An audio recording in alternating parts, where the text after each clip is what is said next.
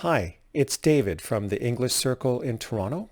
Welcome to part 2 of Connected Speech, linking vowels to vowels. In this video, we're going to practice connecting a vowel sound at the end of a word with a vowel sound at the beginning of the next word, with a W sound. Connected speech is important because it improves fluency and makes the flow of our speech smoother, helping us to avoid choppy speech.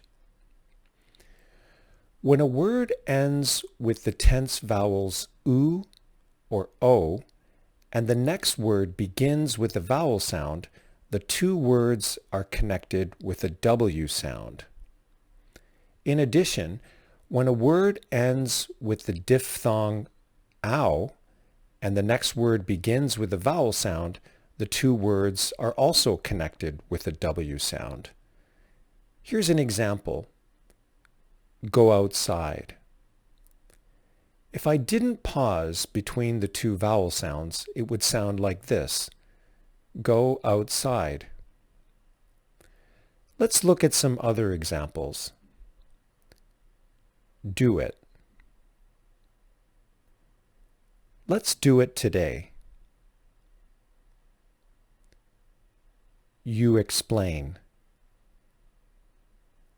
Can you explain that? No one.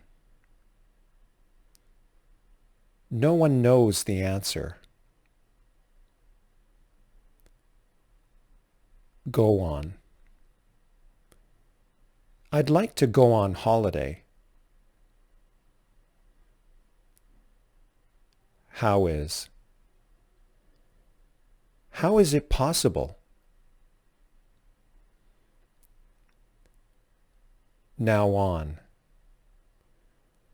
From now on, we'll work as a team. If you found this video useful, please subscribe to my YouTube channel. Our website address is theenglishcircle.com. Thanks for watching.